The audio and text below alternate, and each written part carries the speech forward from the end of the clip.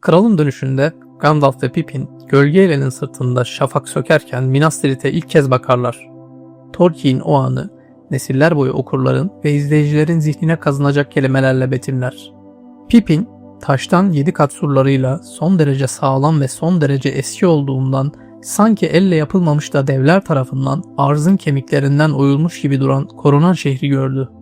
O zaman Pippin bir çığlık attı. Çünkü en tepedeki surlar içerisinde duran Ectelion Kulesi göğe doğru tıpkı inci ve gümüşten bir başak gibi ışıldayarak tüm endamı ve zarafetiyle parlamaya başladı.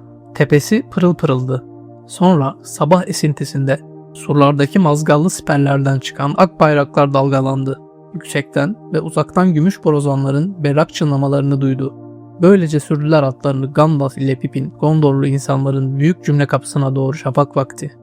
Cümle kapısının demir kanatları önlerinde geriye doğru açıldı. Bu satırlar bir şehirden çok daha fazlasını anlatır. Minas Tirith, dayanıklılığın, umudun ve insanlığın ya da daha doğrusu düne dayanın görkeminin bir anıtıdır. Peter Jackson'ın filmleriyle görsel hafızamıza kazanan bu yapı, mimari bir harikadan öte bir medeniyetin sembolüdür. Peki ya bu sadece bir hayal olmasaydı? Teknolojinin zirvesinde olduğumuz, devasa gökdelenler inşa edip okyanusların altında tüneller kazdığımız 2025 yılında Kral Elessar'ın başkentini yeniden inşa etmeye kalksaydık ne olurdu? Bu sadece bir fantezi mi yoksa modern mühendisliğin sınırlarını zorlayacak, uygulanabilir bir proje mi? Bu videoda Tolkien'in bizlere bıraktığı zengin mirası, Yüzüklerin Efendisi ve eklerinden bitmemiş öyküleri, The History of Middle-earth serisinden The Nature of Middle-earth'e en ince detayına kadar inceleyerek bu sorunun cevabını arayacağız. Gelin hayallerin ötesine geçip somut gerçeklerle yüzleşelim.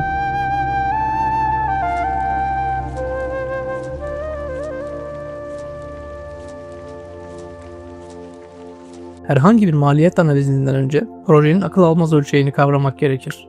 Minas Tirith basit bir kale değildir. Yeryüzünden göğe doğru yükselen dikey bir metropoldür adeta. Şehir Mindolluin Dağı'nın eteklerine yaslanmış 7 ayrı katmandan oluşur.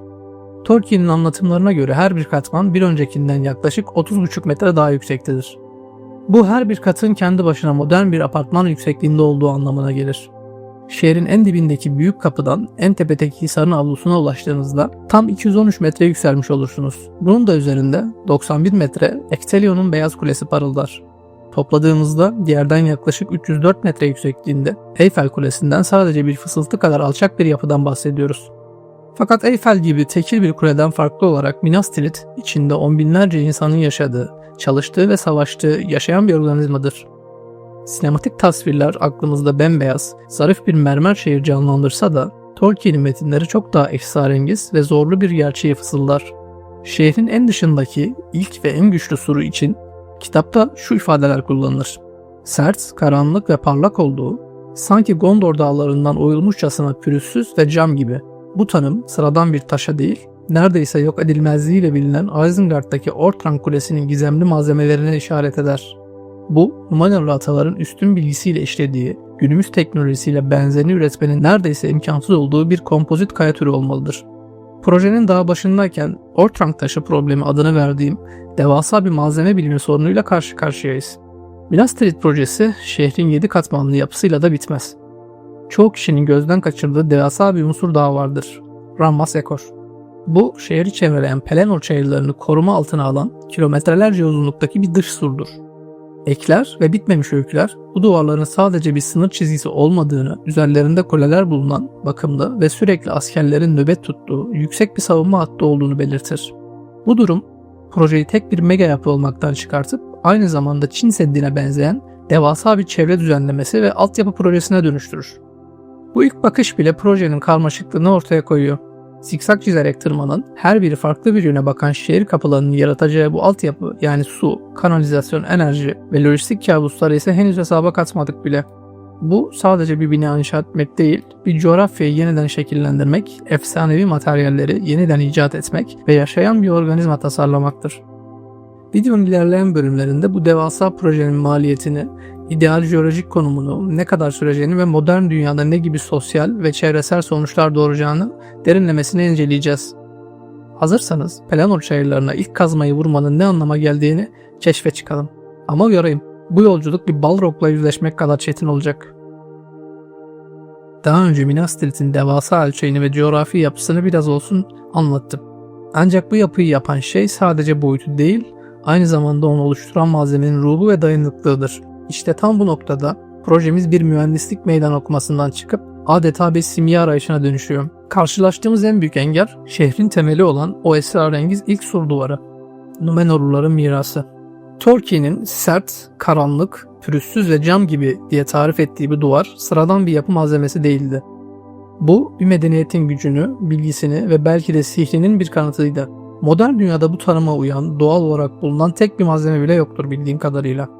En yakın adayları olan bazalt ve obsidyen gibi volkanik kayalar her ne kadar sert ve siyah olsalar da Númenor zanaatının ima ettiği kırılmaz niteliğe ve devasa tek parça bloklar halinde kusursuzca işlenebilme özelliğine sahip değildir. Onları bu ölçekte çıkarmak ve işlemek bile başlı başına bir endüstri gerektirir. O zaman bu efsanevi malzemeyi 2025 yılında nasıl taklit edebilirdik? Çözüm doğada değil laboratuvarlarda yatmakta. Ortank taşı olarak adlandırdığımız bu materyali yaratmak için muhtemelen çok katmanlı bir yaklaşım gerekirdi. Öncelikle çekirdek bir yapı. En olası aday ultra yüksek performanslı beton olurdu. Normal betondan kat be kat daha dayanıklı, daha az gözenekli ve basınca karşı inanılmaz dirençli olan bu malzeme duvarın temel gücünü sağlayabilirdi. Ancak ultra yüksek performanslı beton siyah ve cam gibi parlak değildir. Bu görünümü elde etmek için betonun içerisine siyah pigmentler ve belki de kuvars gibi sert mineral tozları karıştırılabilirdi. Ardından devasa kalıplara dökülen bu blokların yüzeyleri endüstriyel elmaslarla aylarca sürecek bir işlemle parıltılarak o pürüzsüz ve yansıtıcı dokuya ulaştırılabilirdi. Daha da ileri bir teknolojiyle yüzeyin birkaç mikronluk katmanı grafen veya elmas benzeri karbon kaplamalarla kaplanarak hem rengi hem de neredeyse çizilmez bir yüzey sertliği sağlanabilirdi. Yani bu yaptığımız şey sadece bir duvar inşa etmek değildir. Bu başlı başına bir malzeme bilimi Ar-Ge projesidir ve projenin toplam maliyetinin ve zaman çizelgesinin önemli bir kısmını oluşturacaktır. Sadece bu ilk sur için yepyeni bir endüstri kurmamız gerekirdi. İlk surun karanlık ve tehditkar yapısının aksine üst katmanlar ve Hisar Kulesi bembeyaz, zarif ve umut dolu bir görünüme sahiptir. Tolkien bu kısımların beyaz taştan yapıldığını belirtir. Modern dünyada ise bu tanımın karşılığı bellidir. Mermer. Ancak herhangi bir mermer değil, en saf, en beyaz ve en dayanıklı olanı. Bu bizi muhtemelen İtalya'daki Carrara veya Türkiye'deki Marmara Adası gibi dünyaca ünlü mermer yataklarına götürecektir. Buradaki sorun ise ölçek. Minas Tirith'in alt katmanını ve hisarını kaplamak için gereken mermer miktarı Antik Roma'nın tüm anıtları veya Taç Mahal için kullanılandan kat be kat daha fazla olacaktır. Milyonlarca tonluk devasa blokların çıkarılması, denizler ve kıtalar aşılarak şantiye alanına taşınması, tarihin gördüğü en büyük lojistik operasyonlarından birini gerektirirdi. Fakat asıl zorluk taşımadan sonra başlardı. The People of Middle-earth ve eklerde Númenorluların yapı tekniklerine dair ipuçları vardır. Onlar taşları harç kullanmadan o kadar kusursuz bir şekilde bir araya getirirlerdi ki birleşim yerleri neredeyse görünmezdi. Bu antik İnka medeniyetinin Machu Picchu'da sergilediği ustalığa benzer. Ancak çok daha büyük bir ölçektedir. 2025 yılında bunu başarmak, her bir mermer bloğunun lazer tarayıcılarıyla 3 boyutlu olarak taranmasını, bilgisayar kontrollü CNC makinelerle mikronluk hassasiyetle kesilmesini ve ardından devasa vinçlerle robotik kollar yardımıyla 300 metre yükseklikte yerine yerleştirilmesini gerekirdi. Her bir taş dev bir Lego'nun eşsiz bir parçası gibi tasarlanmak zorundadır. Kısacası malzeme sorunu sadece ne kullanalım değil, aynı zamanda bu kadarını nasıl üretir, taşır ve birleştiririz sorusudur. Ölümsüz taş için trilyonlarca dolarlık bir Ar-Ge, Akşehir için ise gezegenin mermer rezervlerinin ve lojistik kapasitesinin sınırlarını zorlayan bir operasyon gerekir. Peki, diyelim ki bu inanılmaz malzeme ve lojistik sorununu çözdük. Bu devasa ağırlığı, bu görkemli yapıyı nereye, hangi temel üzerine kuracağız? Malzeme sorunu teoride çözdüğümüzü varsayalım. Númenor usulü Orthanc taşı için yepyeni bir kompozit geliştirdik ve gezegenin en kaliteli mermer yataklarını projemize tahsis ettik. Şimdi önümüzde daha temel ve belki de daha geri dönülmez bir karar var. Bu şehri nereye inşa edeceğiz? Tolkien'in anlatımına göre Minas Tirith, alelade bir düzlüğe kurulmuş bir kale değildir. Onun kimliği, coğrafyasıyla iç içe geçmiştir. Şehir, Mindorluin Dağı'nın omuz olarak tabir edilen dev bir kaya çıkıntısına yaslanmıştır ve Akdağların en doğusundaki son bekçisidir. Bu İnşaat alanımızın 3 temel jeolojik ve stratejik kritere uyması gerektiği anlamına gelir. 1. Dağ bütünleşik bir yapı. Şehir bir dağın yanında değil, içinde ve üzerinde yer alır. Özellikle en üstteki 7. katman neredeyse dağın kendisiyle birleşmiştir. Bu devasa bir madencilik ve yontma operasyonu olmasını gerektirir. 2. Kaya çıkıntısı. Şehrin üzerinde kurulduğu, doğuya doğru uzanan devasa kaya çıkıntısı yapının en ikonik özelliğidir. Bu çıkıntı 7 katmanı birbirinden ayırır ve en tepede neredeyse bir geminin burnu gibi dimdik yükselerek hisara doğal bir temel oluşturur. Böyle doğal bir formasyonu bulmak son derece zordur. 3. Stratejik konum. Mindollu'nun önünde geniş Pelennor çayırlarını barındırır ve Mordor'dan gelecek saldırılara karşı doğal bir gözetleme ve savunma avantajı sunar. Bu aynı zamanda arkasındaki dal silsilesiyle de korunur. Peki dünya üzerinde bu 3 özelliği bir arada barındıran bir yer var mı? Aklımıza hemen birkaç ikonik lokasyon geliyor. Alp Dağları, Avrupa. İsviçre'deki Matterhorn veya Fransa'daki Mont Blanc gibi zirveler, Mindollu'nun heybetini ve beyazlığını çağrıştırabilir. Özellikle Lauterbrunnen Vadisi gibi yerler, dik yamaçları ve geniş düzlükleriyle Pelennor çayırlarını andırır. Ancak sorun şu, Alp Dağları jeolojik olarak genç ve tektonik olarak oldukça aktiftir. Milyarlarca tonluk bir mega yapıyı böyle bir deprem bölgesinin kalbine inşa etmek mühendislik açısından bir intihar olurdu.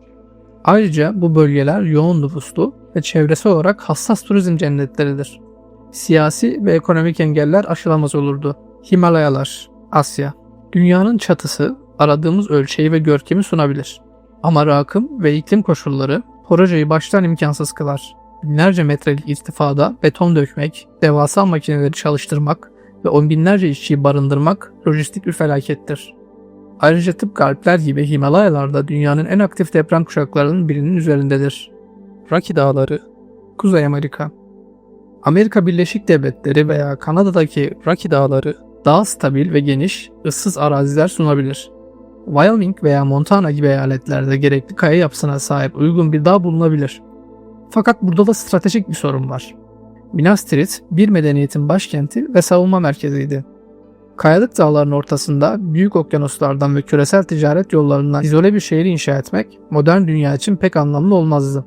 Peter Jackson'ın çekim yaptığı Yeni Zelanda Alpleri de benzer izolasyon ve deprem riski koşullarıyla karşı karşıyadadır. Yani burası da olmazdı. Mühendislik ve jeoloji bilimi bize daha mantıklı bir yön gösteriyor.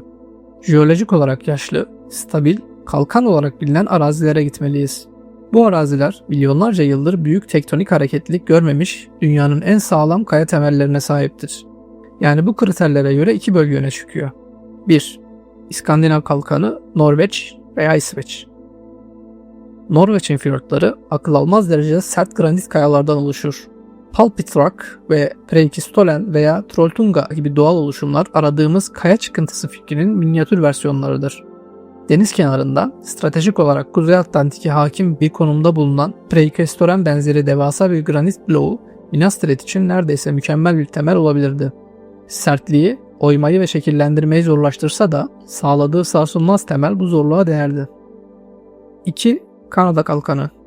Kuzey Amerika'nın geniş bir bölümünü kaplayan bu bölge, gezegenin en eski ve en stabil kayalarından bazılarını barındırır. Özellikle Quebec ve Labrador kıyılarında denize dik inen ve Minas Tirith'in mimari yapısını destekleyebilecek granit veya gneiss mastifleri bulunabilir. Bu iki adadan Norveç fiyortları Tolkien'in yarattığı dramatik ve görkemli manzaraya daha yakın duruyor.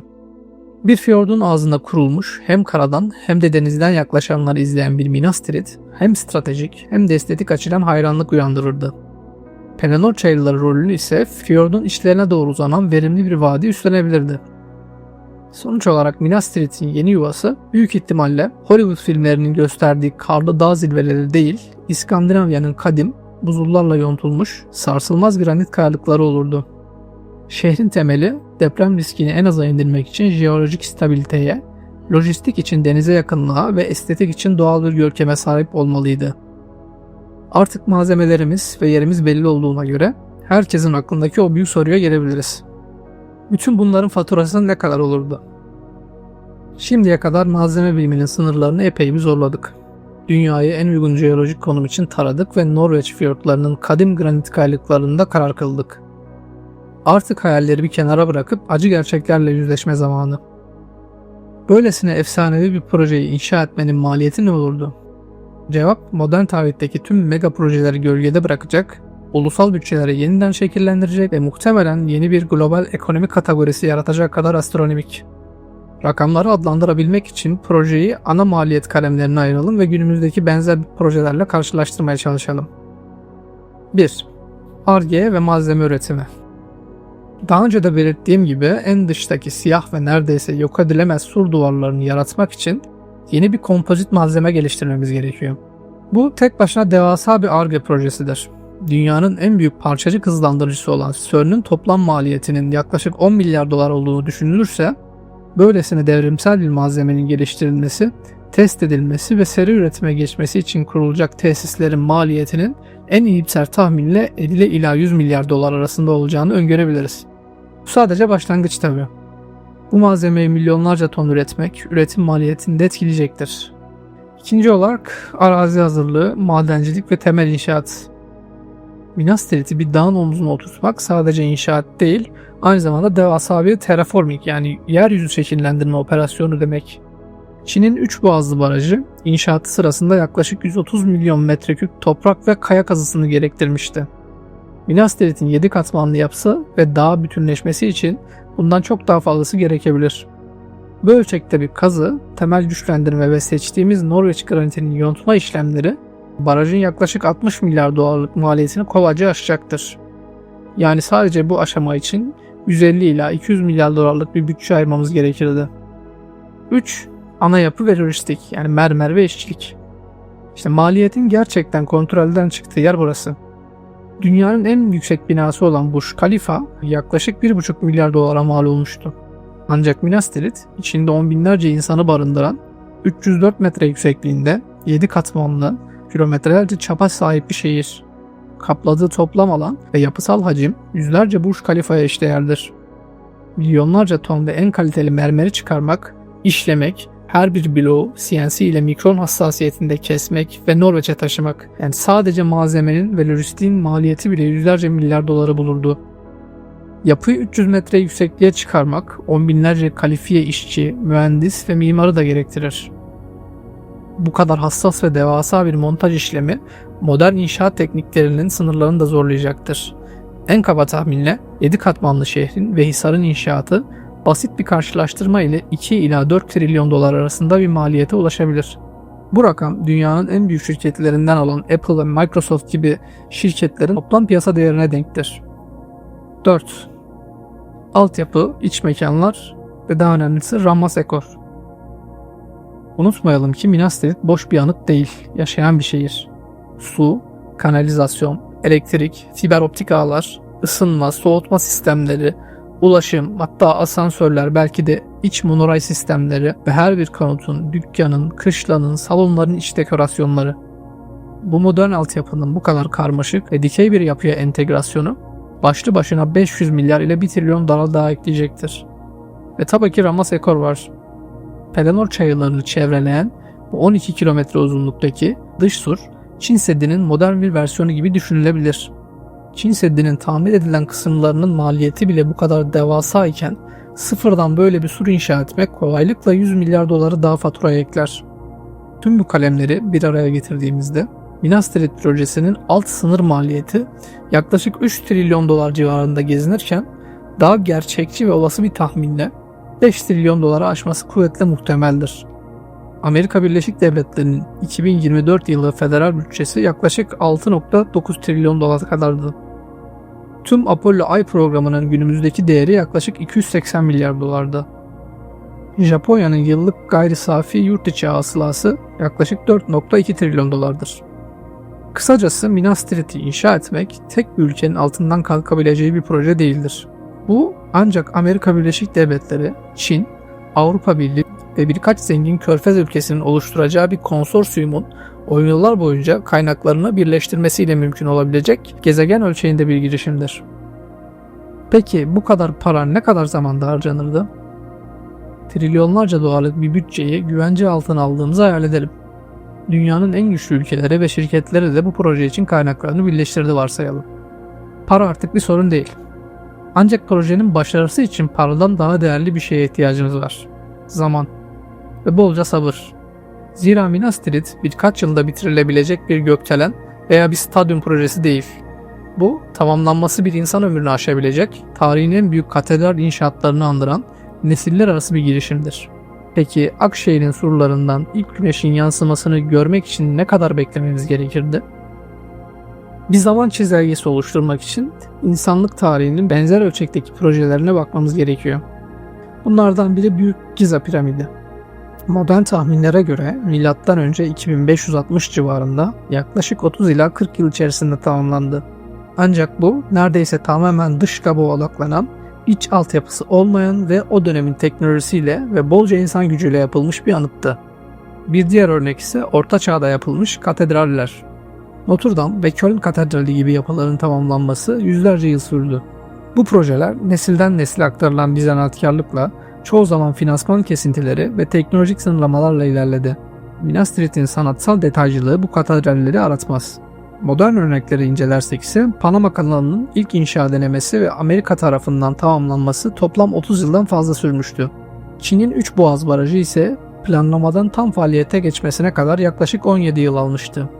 Minas Tirith bu projelerin her birinin en zorlu yönlerini birleştirir.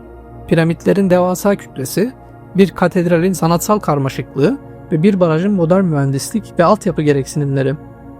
Dolayısıyla zaman çizelgemiz de bu karmaşıklığı yansıtmak zorunda.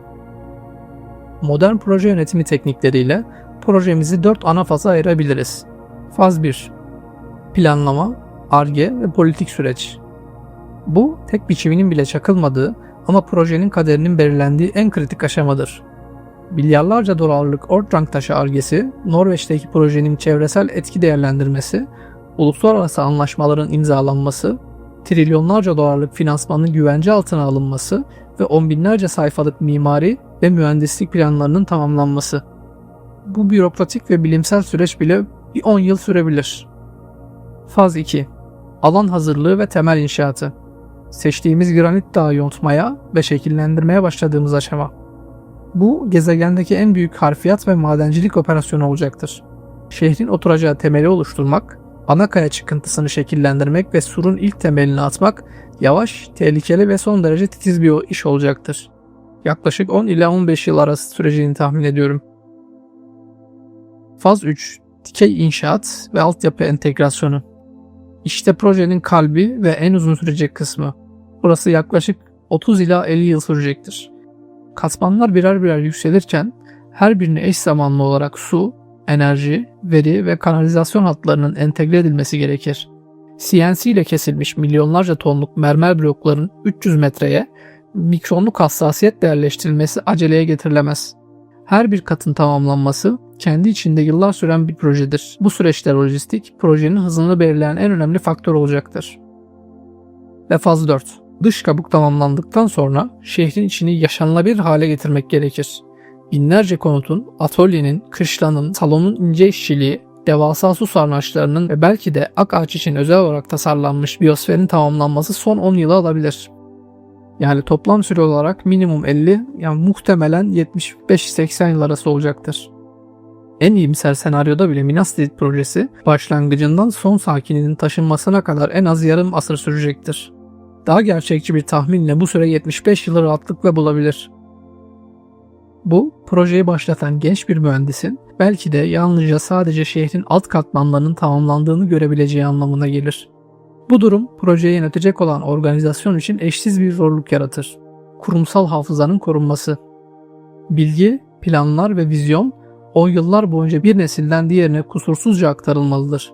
Tıpkı Nümenorluların kadim bilgilerini Gondor'a taşıması gibi projenin ilk mühendisleri de bayrağı kendilerinden sonra geleceklere devretmek zorunda kalacaktır. Proje sadece beton ve mermerden değil, aynı zamanda nesiller arası bir bağlılık ve adanmışlıktan inşa edilmek zorundadır. Peki onca yıl, onca para ve onca çabadan sonra ortaya nasıl bir yapı çıkardı? Mimari açıdan bakıldığında bu şehir bir başyapıt mı olurdu yoksa yaşanmaz bir kabus mu? Paramız var, yerimiz hazır ve nesiller boyu sürecek bir sabra sahibiz. Onca yıl sonra projemiz tamamlandığında Norveç fiyortlarından birinde insanlığın ortak gücüyle yükselmiş, mermer kuleleri güneşte parıldayan bir Minas Tirith duruyor olacak.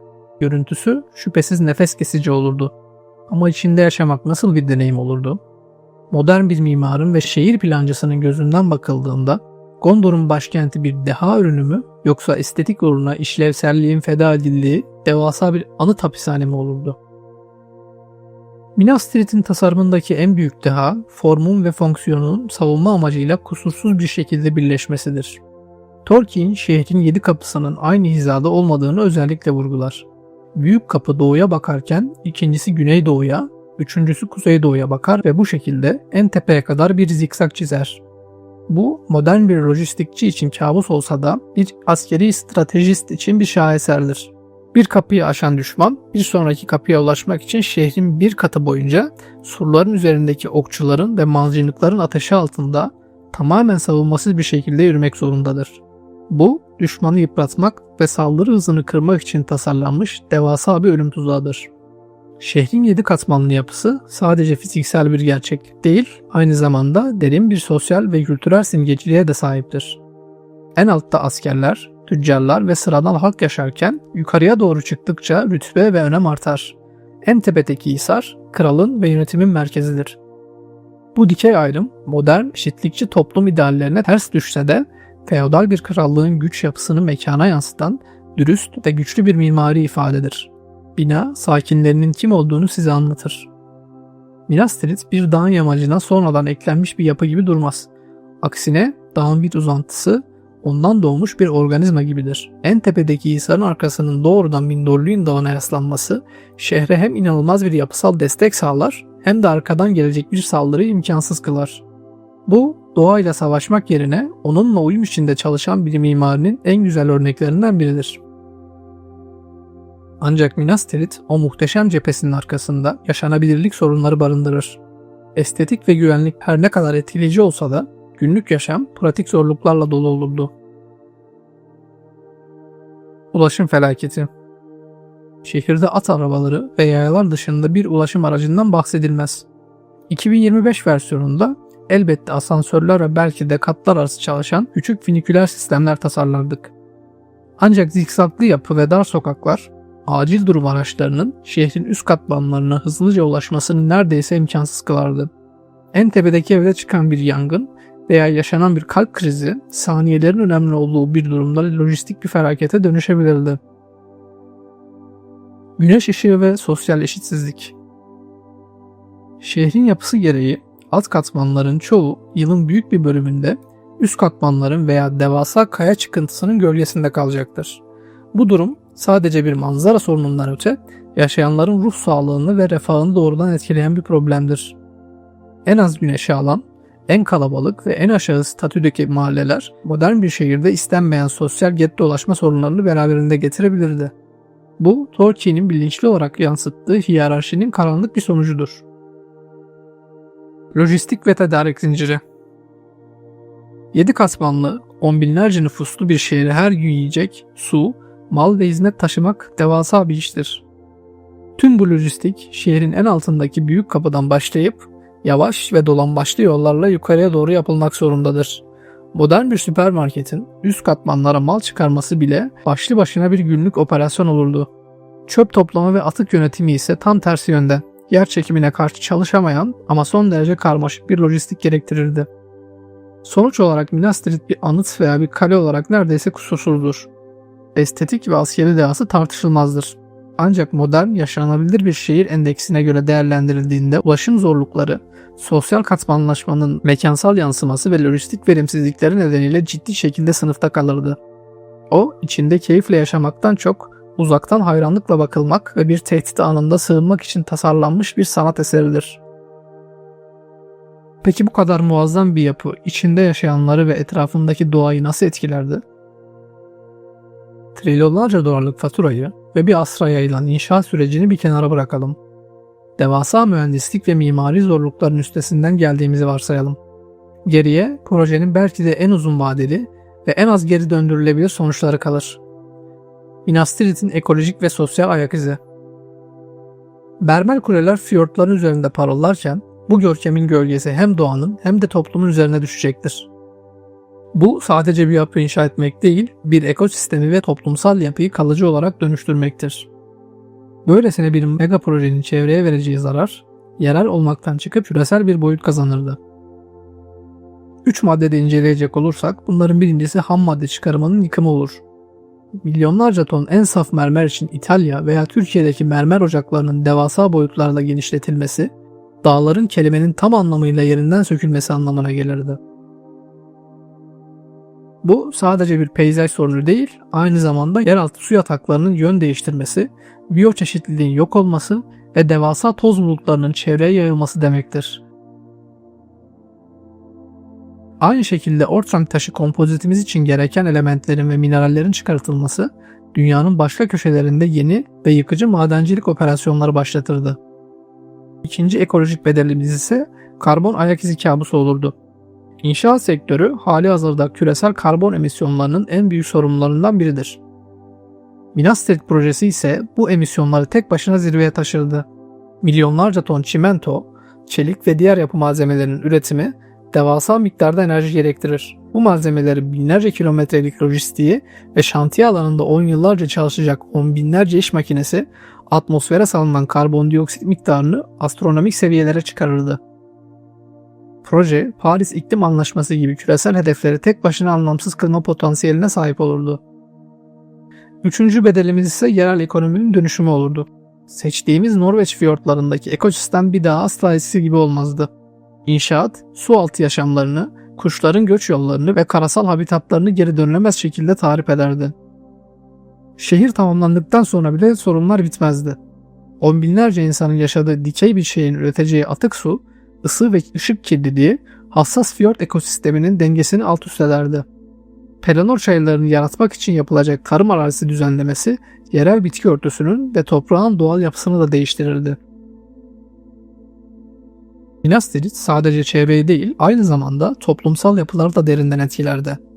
Projenin ortalama 85 yıllık inşaatı boyunca şantiye alanının etrafındaki on binlerce işçiyi, mühendisi ve onların ailelerini barındıran devasa, geçici şehirler kurulurdu. Farklı ülkelerden ve kültürlerden gelen bu insanlar, proje toplumu adını alabilecek yeni ve kendine özgü bir alt kültür oluştururdu. Bu durum yerel halkla entegrasyon sorunlarına, sosyal gerilimlere ve ekonomik dengesizlere de yol açabilirdi. İnşaat bittiğinde ve şehir yaşama açıldığında en büyük soru şu olurdu: bu şehirlerde kimler yaşayacak? Trilyonlarca dolara mal olan bir yapıda dairelerin veya mülklerin fiyatı astronomik olurdu. Minas Tirith büyük olasılıkla dünyanın en zenginlerinin, milyarderlerin ve küresel elitlerin yaşadığı dışa kapalı, ultra güvenlik bir yaldızlı kafes haline gelirdi. Tolkien'in eserlerindeki hiyerarşik yapı modern dünyada ekonomik bir kast sistemine dönüşürdü. Alt katlar sadece çok zenginler için olurken en tepedeki hisar ulaşılmaz bir zenginlik ve güç sembolü haline gelirdi. Şehir aynı zamanda dünyanın en büyük turistik çekim merkezlerinden de biri olurdu.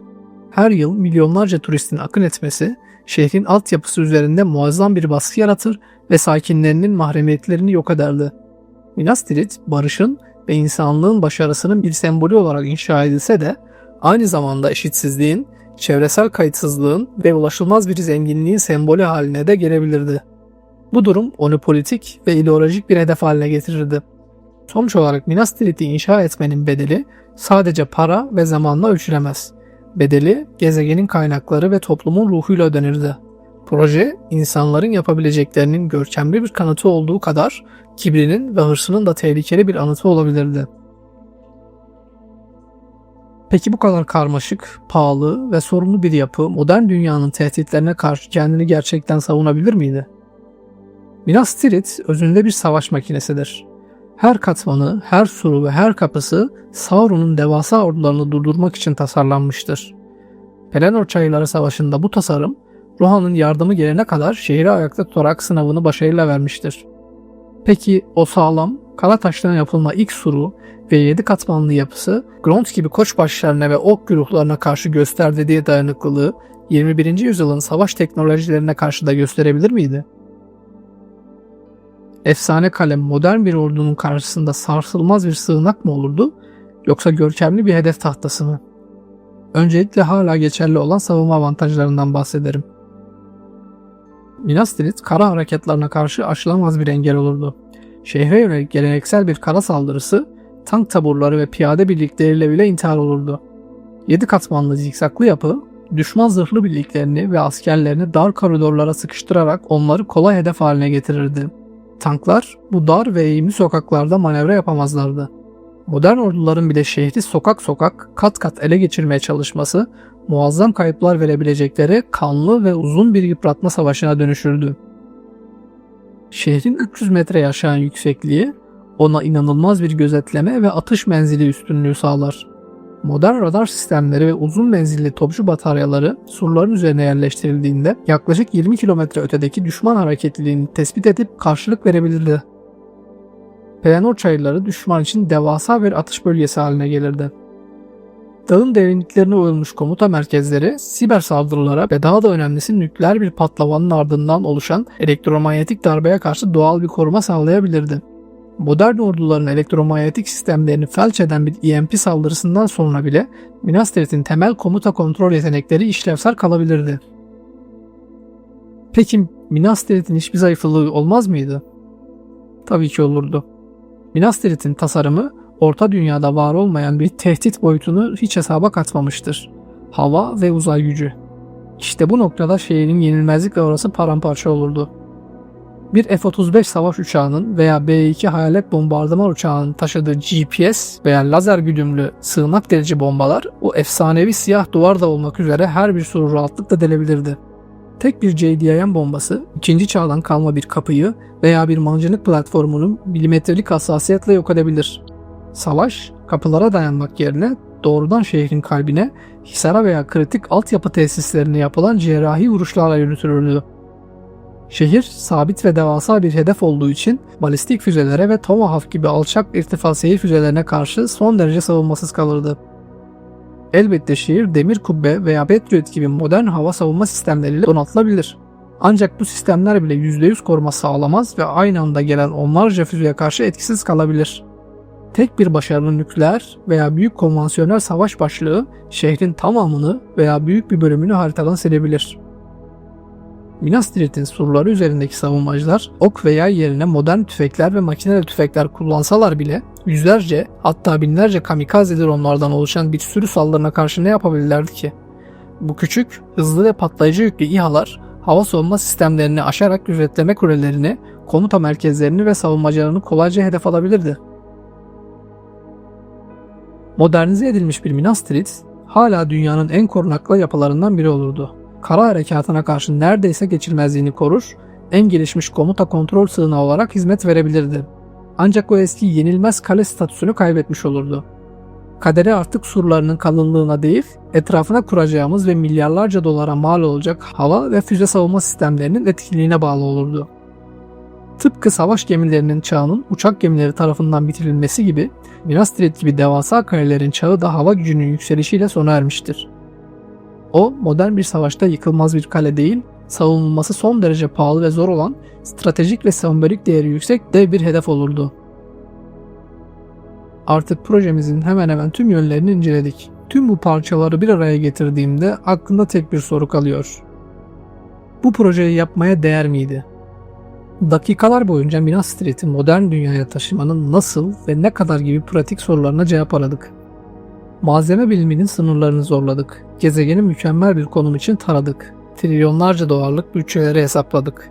Nesiller sürecek bir zaman çizelgesi çıkardık ve projenin mimari, ekolojik ve askeri karnesini çıkardık. Şimdi ise tüm bu somut verilerin ötesine geçip en temel ve en soyut soruyu sormamız gerekiyor. Neden? Böyle bir projeyi hayata geçirmek, insanlığın kaynaklarını, zekasını ve emeğini 10 yıllar boyunca tek bir hedefe odaklamak anlamına gelir. Peki bu hedef neye hizmet ederdi? Minas Tirith'i inşa etmek, insanlığın ulaştığı zirvenin bir kanıtı mı olurdu? Yoksa önceliklerini tamamen şaşırmış bir medeniyetin devasa anıtı mı? Projenin savunucuları şüphesiz onu bir umut sembolü olarak lanse ederdi. Savunmaları şu argümanlara dayanabilirdi. Tarihte ilk kez gezegenin en büyük güçleri rekabeti bir kenara bırakıp ortak bir hedef için bir araya gelirdi. Tıpkı Uluslararası Uzay İstasyonu'nun Soğuk Savaş sonrası bir yumuşama sembolü olması gibi Minas Tirith projesi de küresel barışın ve birliğin fiziksel bir tezahürü olabilirdi. Projenin kendisi diplomasiyi ve ortak çalışmayı teşvik eden bir araç haline gelebilirdi. Tıpkı Apollo programının bilgisayar, malzeme bilimi ve telekomünikasyon alanlarında sayısız yan ürünü yaratması gibi Minas Tirith projesi de benzer bir teknolojik devrimi tetikleyebilirdi. Orçrank taşı arayışı, inşaat robotları, ultra verimli lojistik sistemleri ve büyük ölçekli sürdürülebilir enerji çözümleri gibi alanlarda yapılacak araştırmalar projenin çok ötesinde faydalar sağlayabilirdi. Proje, insanlığın hayal gücünün, sanatının ve mühendislik dehasının bir kutlaması olurdu. Piramitler, Kolezyum veya Çin Seddi gibi binlerce yıl sonra bile gelecek nesillere ilham verebilecek, zamana meydan okuyan bir dünya mirası yaratılırdı. İnsanlığın sadece savaşmak ve tüketmek yerine kalıcı ve güzel şeyler yaratma arzusunun en görkemli ifadesi olabilirdi. Ancak projenin eleştirmenleri madalyonun diğer yüzünü, çok daha karanlık bir tabloyu ortaya koyardı. Onlara göre Minas Tirith bir başarı değil, ahlaki bir başarısızlık olurdu. En temel ve en güçlü argüman, fırsat maliyetinin korkunç ağırlığı olurdu. Projeye harcanacak 5 trilyon dolar ve 10 yıllar süren insan emeğiyle neler yapılabilirdi? Bu bütçeyle dünyadaki açlık ve yoksulluk tamamen ortadan kaldırılabilir, küresel iklim değişikliğiyle mücadele için devrimsel teknolojiler finanse edilebilir, tüm insanlık için temiz suya ve kaliteli eğitime erişim sağlanabilir ve kanser gibi hastalıklara tedavi bulmak için yürütülen araştırmalar yüzlerce kat hızlandırılabilirdi. Bir fantezi şehri inşa etmek uğruna bu gerçek dünya sorunlarını görmezden gelmek affedilmez bir öncelik hatası olarak görülebilirdi. Ayrıca proje kaçınılmaz olarak bir elitler projesi olacaktı. Dünya nüfusunun büyük bir kısmı temel ihtiyaçlarını bile karşılamakta zorlanırken milyonlarca doların bir avuç süper zenginin yaşayacağı yaldızlı bir kaleye aktarılması küresel ölçekte büyük bir öfke ve tepki yaratırdı. Şehir, birliğin değil, tam aksine zengin ile yoksul arasındaki onarılamaz uçurumun utanç verici bir antı haline gelirdi. Ayrıca 21. yüzyılda neden feodal bir krallığın askeri kalesini taklit edelim? Bu, ileriye bakmak yerine geçmişin romantize edilmiş bir versiyonuna saplanıp kalmak değil midir? Eleştirmenler, bu enerjinin Mars'ta bir koloni kurmak, okyanusların altında şehirler inşa etmek veya dijital dünyada yeni varoluş biçimleri yaratmak gibi geleceğe dönük daha cesur vizyonlara harcanması gerektiğini savunurdu. Minas Tirith ne kadar görkemli olursa olsun özünde geriye dönük bir fantazidir. Son tahlilde Minas Tirith projesinin değeri ona hangi mercekten baktığınıza bağlıdır. O, insanlığın en iyi ve en kötü yanlarının devasa bir yansımasıdır. Hem işbirliği ve yaratıcılık potansiyelimizi hem de kibrimizi, eşitsizliğe olan eğilimimizi ve kaynaklarımızı akılsızca kullanma kapasitemizi bünyesinde barındırır. Peki, tüm bu analizlerden sonra nihai kararı verme zamanı geldi. Projeyi bir bütün olarak değerlendirdiğimizde vardığımız sonuçlar ve belki de daha gerçekçi bir alternatif ne olabilirdi? Dakikalar boyunca Tolkien'in edebi ideasını modern mühendisliğin, ekonominin ve sosyolojinin soğuk gerçekleriyle çarpıştırdık. Minas Tirith'i 2025'te inşa etme fikriyle yola çıktık. Malzeme biliminin derinliklerine daldık. Dünyanın jeolojik haritasını taradık. Trilyonlarca dolarlık bütçeleri hesapladık. Bir asıra yayılan zaman çizelgelerini öngördük ve projenin mimari, ekolojik, askeri ve felsefi sonuçlarını tartıştık. Şimdi tüm bu verileri önümüze koyup son hüküm verme zamanı geldi. Öncelikle akıllara gelebilecek genel sorulara kısa cevaplar vererek hızlı bir tekrar yapalım. Mümkün mü? Teorik olarak evet. İnsanlığın kolektif bilgisi, teknolojisi ve kaynakları böyle bir mega yapıyı inşa etmek için yeterlidir. Bu bir bilim kurgu değil, bir mühendislik meydan okumasıdır. Maliyeti ne olur? En az 5 trilyon dolar. Bu, insanlık tarihinin açık ara en pahalı projesi olur ve yalnızca küresel bir konsorsiyum tarafından finanse edilebilirdi. Ne kadar sürer? Planlamadan tamamlanmaya kadar minimum 75 ila 85 yıl. Proje, onu başlatan neslin görebileceği bir sonuç değil, torunlarına bırakacağı bir miras olacaktır. Nereye yapılırdı? En ideal konum Norveç fiyortları gibi jeolojik olarak stabil, denize yakın ve aranan topografyayı sunan bir granit kalkan olurdu. Yaşanabilir mi? Bir anıt ve kale olarak deha ürünü, ancak modern bir şehir olarak ulaşım, lojistik ve sosyal eşitlik açısından ciddi kusurları olan bir yapı olurdu. Peki değer mi? İşte en zor soru. Proje, teknolojik bir sıçrama ve uluslararası birliğin sembolü olma potansiyeli taşırken, aynı zamanda korkunç bir kaynak israfı, ekolojik bir felaket ve küresel eşitsizliğin bir anıtı olma riski taşır. Fırsat maliyeti, yani o parayla çözülebilecek gerçek dünya sorunları, projenin ahlaki ağırlığını neredeyse taşınmaz kılıyor. Tüm bu analizlerin ışığında varacağımız sonuç açıktır.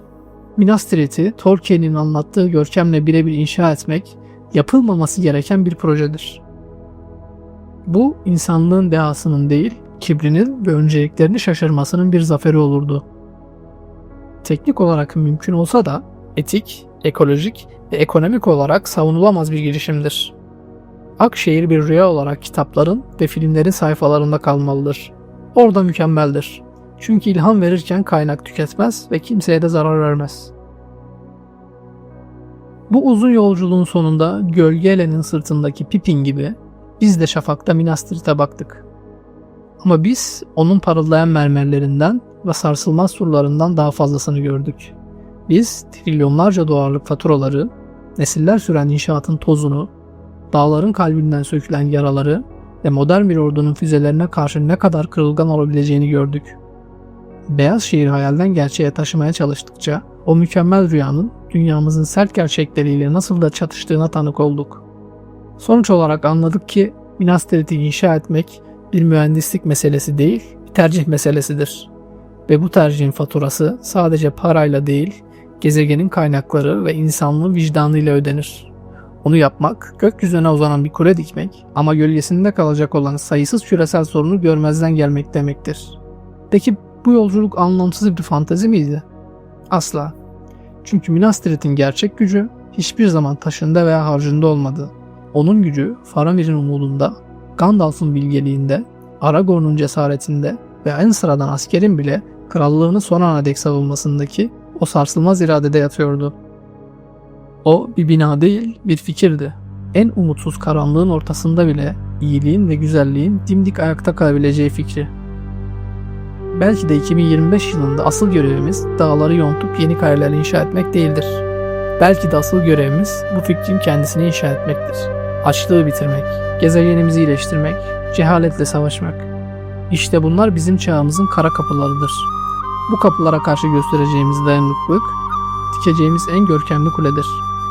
O yüzden bırakalım Minas Tirith ait olduğu yerde, hayallerimizin en korunaklı hisarlarında kalsın. Bırakalım Ektelion Kulesi zihnimizde parıldamaya devam etsin ve bize neyin mümkün olabileceğini değil, neyin gerçekten önemli olduğunu hatırlatsın. Çünkü bir şehri inşa etmekten daha büyük bir zafer vardır. O şehrin temsil ettiği değerleri yaşatacak bir dünya inşa etmek. Ve bu hepimizin bir parçası olabileceği bir projedir. Hem de tek bir kuruş bile harcamadan.